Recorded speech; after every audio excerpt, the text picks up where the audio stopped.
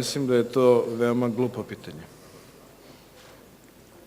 Nisam očekivao od vas da postavljate glupa pitanja. Zašto? Zato što kakve veze SPS ima ili bilo koja stranka sa sportom, sa fudbalom?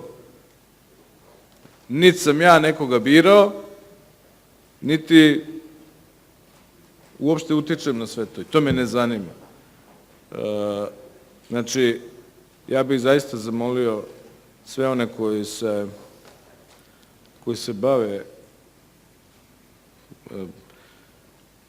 društvenim funkcijama, državnim funkcijama, da vode računa da njihovo zanimanje sportom ne ugrožava zvaničnu državnu politiku Srbije i da ne stvara dodatne probleme i onako već zakomplikovanim odnosima u Srbiji.